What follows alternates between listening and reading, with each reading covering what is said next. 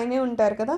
కవి ఆయన ఏదో ఇది ఇది చేయగలరు అది చేయలేరు అనడానికి ఏం ఉండదు కదా. లోకల్లో ఏదైనా ఇప్పుడు ఒక డాక్టర్ ఉన్నాడంటే డాక్టర్ వరకునే చేస్తాడు. ఆయన వెళ్ళి టీచింగ్ చేయమనో లేకపోతే ఏదో లాయర్ కింద చేయమంటూ చేయలేడు. ఎందుకంటే ఒకరికి ఒక రూపమే ఉంది ఇక్కడైతే. బట్ స్వామి దగ్గరికి వెళ్ళేసరికి ఆయన ఇది అది అని ఏం లేరు. ఆయన వైద్యుల రూపంలోనే ఆయనే ఉంటారు, కవి రూపంలోనే ఆయనే ఉంటారు. సో కల్పనలు చేయగలిగే స్వరూపుడు కాబట్టి ఆయన ఇక్కడ కవిహి అంటామంట.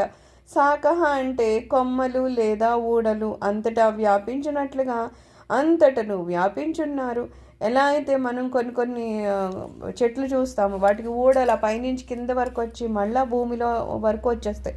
అంటే మొత్తం మొత్తం వ్యాపించేసి ఉంటాయి. కొమ్మలు అంతా ఉన్నాయి, ఆ మధ్యలో ఊడలు కిందకు వచ్చాయి, కింద వేళ్ళు వ్యాపించున్నాయి. ఎలా ఉంటుందంటే మొత్తం ఆ ప్రదేశం అంతా ఆ చెట్టుకే పరిమితం అన్నట్టు అంతా అన్ని రకాలుగా వ్యాపించి ఉంది కదా.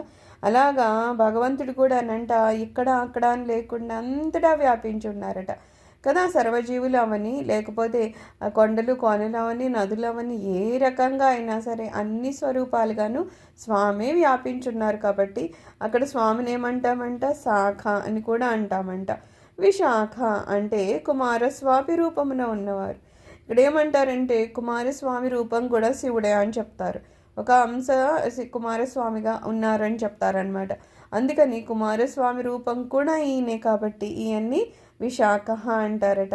గోశాఖ అంటే గోవుల యందు వ్యాపించి ఉన్నవాడు.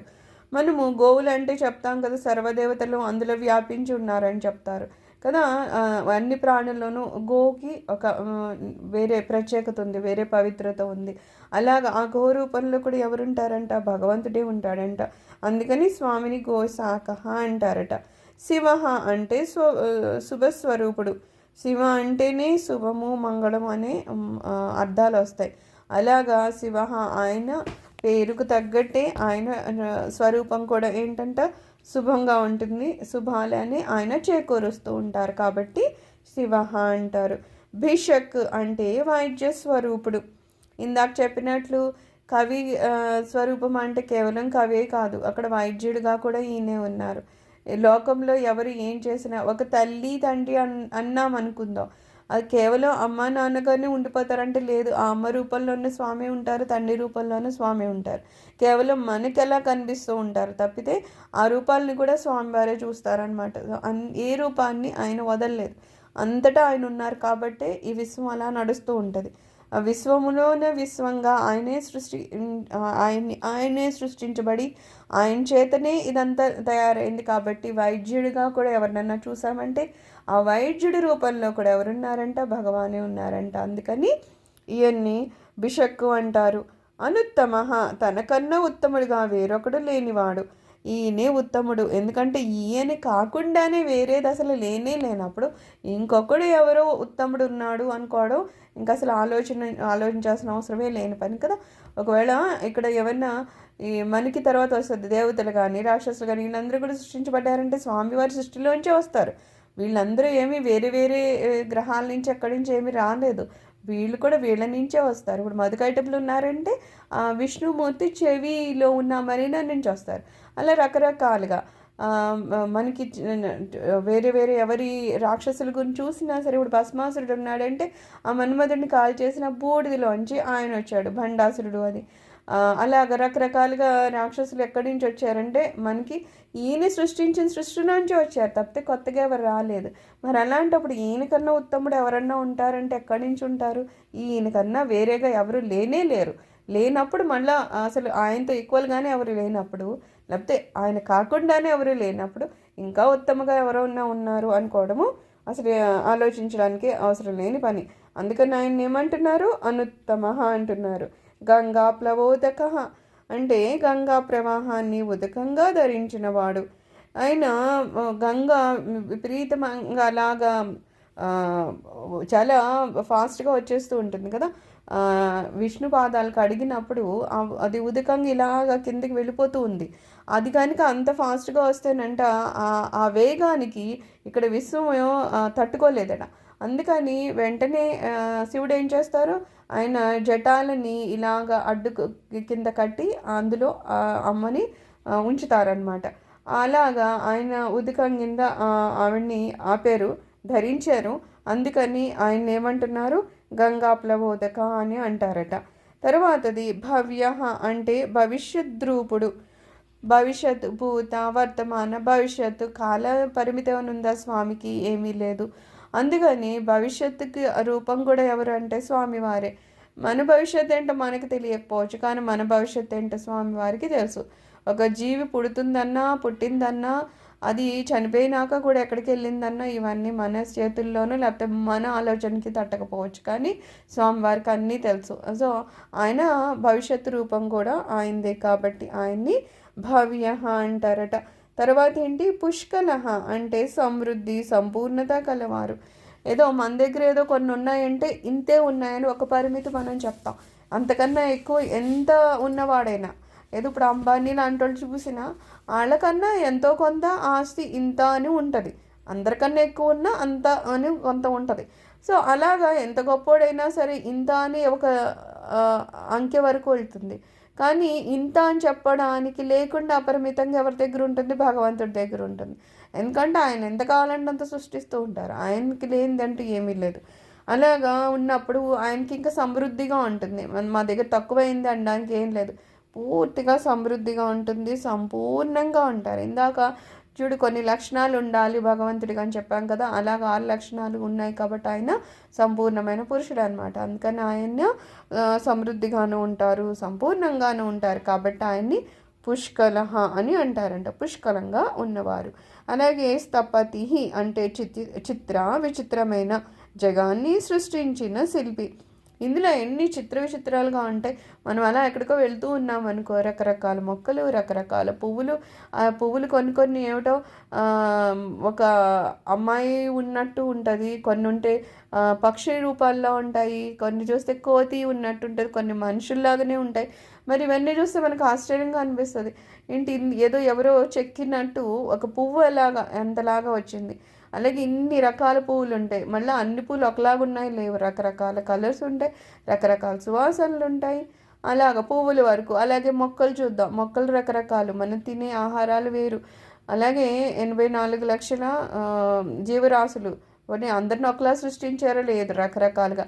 కొన్ని మనుషులే అందరూ ఒకలా ఉంటారా లేదు, వాళ్ళు రకరకాలుగా. అంటే ఎంత చిత్రంగా జగత్తుని ఆయన సృష్టించారు కదా, చిత్రంగా విచిత్రంగా ఉంటుంది. మనకి టైం ఏదన్నా ఉన్నది కాసేపు అంటే అలాగ మనం ఇలాగ ఇవన్నీ చూసామనుకో, తిప్పి తిప్పి చూస్తే రకరకాల పువ్వులు, కాయలు, కొండలు అవన్నీ కనబడుతూ ఉంటాయి. ఎంత విచిత్రంగా ఉంటాయి, ఒకదానికొకదా సంబంధం లేకుండా మహద ఆహ్లాదం కలిగిస్తుంది. ప్రకృతి ఎప్పుడు చాలా ఆహ్లాదాన్ని కలిగిస్తుంది. అందుకని మనసు బాగుపోయినా సరే కాస్తంత ప్రకృతి, మనుషులు ఎవరు లేని ఒక ప్లేస్కి వెళ్ళి ఆ ప్రకృతిని అలా మనం ఆస్వాదిస్తే మహదానందం కలుగుతుంది. ఎందుకంటే అది భగవంతుడు చాలా విచిత్రంగా సృష్టించాడు. చిత్రంగా ఉంటుంది, విచిత్రంగా ఉంటుంది ఆయన చేసేవన్నీని. ఏదో ఎప్పుడు చూసేవైతే మనకి బోరుగా అనిపిస్తుంది, ఇదేనా అన్నట్టు. అలా ఉండదు స్వామివారు. రకరకాలుగా మనుషుల్ని కూడా ఇంతమంది సృష్టించడం మళ్ళీ అదే మొహాన్ని సృష్టిస్తాడా లేదు, మొహములే రకరకాల తేడాలు ఉన్నాయి కదా, అంతలాగా ఆయన సృష్టి ఉంటుంది. కాబట్టి ఆయన ఏమంటున్నాము, స్థపతి అంటాము. తర్వాత స్థిర అంటున్నారు, అంటే శాశ్వతుడు, చపలత లేనివారు. ఆయనకి చపల బుద్ధి అది ఏమీ ఉండవు కదా, ఆయన స్థిరంగా ఉంటారు. ఎందుకంటే ఆయన శాశ్వతంగా ఉన్నారు. ఫస్ట్ నుంచి ఉన్నవాళ్ళు, ఇప్పుడు ఉన్నవాళ్ళు, తర్వాత ఉన్నవాళ్ళు ఆయనే. అలాగే ఇప్పుడు ఈ మన సూర్యుడు, చంద్రుడు ఇవి చూస్తూ ఉంటే ఎన్ని వేల కోట్ల సంవత్సరాల నుంచి అవి అక్కడే ఉన్నాయి. కానీ ఉన్నాయి అంటే అవి ఎలాగ తిరగాలో ఆ క్రమాన్ని అవి పోకుండా తిరుగుతున్నాయి. సో అవన్నీ అంత స్థిరంగా చేయగలుగుతున్నారు కాబట్టి ఈయనకు కూడా స్థిరంగానే ఉంటాయి కదా, అవన్నీ స్థిరంగా చేయగలుగుతూ ఉంటారు. సో ఏది మనకేమన్నా మన శరీరము, మన చుట్టుప్రక్కల ఇవన్నీ మారుతూ ఉంటాయేమో, కానీ భగవంతుడు చేసిన సృష్టి క్రమం అయితే మారదు.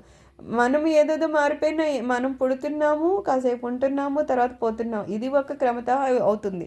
ఆ మధ్యలో మనం ఏం చేస్తున్నాం అనేది పక్కన పెడితే ప్రతి జీవి పుడుతున్నాడు, కాసింతకాలం ఉంటున్నాడు, వెళ్ళిపోతున్నాడు, అంటే ఒక క్రమం జరుగుతోంది. లోపలవి వేరే ఉన్నా బయటికి మాత్రం ప్రతి వాళ్ళు ఖచ్చితంగా పుట్టినవాడు గిట్టక తప్పదు. అలాగా ఒక క్రమం ఉంది, ప్రతి వాళ్ళకి ఉంది. సూర్యుడు పొద్దున్న వచ్చాడంటే మళ్ళీ రేపు పొద్దున్న రావాల్సిందే, ఆయనకు ఒక నియమం ఉంది. అలాగా అంత శాశ్వతంగా స్థిరంగా చపలత లేకుండా ఇవన్నీ చేస్తున్న ఆయన్ని ఎలా ఉంటారు? ఆయన స్థిరంగానే ఉంటారు. అందుకని ఆయన్ని స్థిర అంటాము. తర్వాత ఏంటి? విజితాత్మ అంటే జీవాత్మను గెలిచిన పరమాత్మ, తన్ని తాను మాత్రమే గెలిచినవాడు. అంతే కదా. ఎవరన్నా పరమాత్మను గెలవగలమా? గెలవలేరు. అందుకని తన్ని తానే గెలిచాయంటారు. అంతే కదా. ఆయన ఏం చేయాలనుకుంటున్నారో ఆయన చేస్తారు. అందుకని ఆయన ఇష్టాన్ని ఆయనే చూసుకుంటున్నారు. ఆయనే గెలుస్తున్నారు తప్పితే రెండో వాళ్ళని లేరు. ఇంకోటి ఏమంటారు? జీవాత్మని గెలిచారు. మనలో ఉన్న పరమాత్మ, ఇప్పుడు మనలో ఉన్నది మనం జీవులము, లోపల ఉన్నది ఆత్మ. అయితే ఎప్పుడైతే ఈ జీవి ఆత్మసాక్షాత్కారాన్ని పొందుతాడో, పరమాత్మను పొందుతాడు అంటే ఎవరిని గెలిచారు? ఈ జీవాత్మ ఏది ఉందో ఇది జీవాత్మని ఈ పరమాత్మ గెలుచున్నారనమాట. అంటే జీవాత్మ కన్నా పరమాత్మ మొత్తం విశ్వమంతా వ్యాపించున్నారు. అందులో చిన్న అంశకు ఒక జీవిలో ఉన్నారు. జీవిలో ఉన్న ఆత్మని జీవాత్మ అంటాం. ఇది ఎప్పుడైతే దాన్ని సహజ సిద్ధమైన స్వరూపాన్ని తెలుసుకుంటుందో, ఆ జీవిలోనే ఆత్మ ఉన్నాను అనే భావం పోయి, లేకపోతే ఆయన నిజంగానే కేవలం శరీరానికి పరిమితము అనే అది పోతుంది వాళ్ళలో. వాళ్ళు మళ్ళా మొత్తం విశ్వం అంతటా వ్యాపించిన అంతటా ఉన్న ఆత్మలో కలుస్తారు, ఆ పరమాత్మలో కలుస్తారు. అలాగా జీవాత్మను గెలుస్తారనమాట. సో జీవాత్మను గెలిచిన పరమాత్మ కాబట్టి ఆయన్ని విజితాత్మ అంటామంట. విధేయాత్మ అంటే అన్ని ఆత్మలు తనకి వశవర్తులు అగునట్లుగా ఉన్న పరమాత్మ. ఇంకా ఆయన ఒక పరమాత్మ అయితే ఇక్కడ ఇన్ని జీవులు ఉన్నాయి, అన్ని జీవుల్లోనూ చిన్న చిన్న అంశాల్లో ఆత్మలు ఉన్నాయి, అంటే జీవాత్మలు ఉన్నాయి. ఇన్ని ఆత్మలు కూడా ఎవరి కంట్రోల్లో ఉన్నాయి? మళ్ళీ పరమాత్మ ఏం చెప్తున్నారో దానికి లొంగే ఉంటాయి. అంతేగాని ఇన్ని ఆత్మగా ఉన్నాను కదా అని చెప్పి ప్రతి జీవాత్మ దేవుడికి మించిన ఎవరు పనులు చేయగలుగుతారా? ఏం చేయరు. ఏదో ప్రయత్నాలు చేసేస్తూ ఉంటారు. అవి చేసేస్తాం, ఇది చేసేస్తాం, ఆ దేవుడు ఉన్నాడా అలా అంటారు, అది ఇదని ఏదో ప్రగల్భాలు పలికే వాళ్ళు ఉన్నారు. అది అజ్ఞానంతో చేసే మూర్ఖత్వాలు. కానీ వాళ్ళు కొంతకాలం పై వాళ్ళకి తెలుస్తుంది. మనకి ఈ ముస్లింలు వాళ్ళు కూడా ఇలాగ శివాలయాలు అవి ధ్వంసం చేశారని చెప్తారు కదా. అది చేశారన్నాక ఆ తర్వాత వాళ్ళ జీవితంలో వాళ్ళ ఆఖరి స్థితి చూస్తే ఎంత హీనంగా ఉంటాయో అన్నమాట.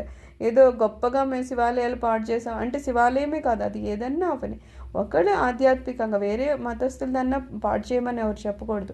ఎందుకంటే ఒక భగవంతుడు ఆయనది ఒక రూపమే, మనం ఏదో వేరే వేరేగా విభజించుకున్నాం, వేరే వేరేగా మనం పూజలు పునస్కారాలు చేస్తున్నాం. ఇంకా ఎక్కువ అయిపోయింది మన హిందువుల్లోనే ఒకళ్ళనొకళ్ళు దూషించుకోవడం అట్లా తయారవుతున్నాయి.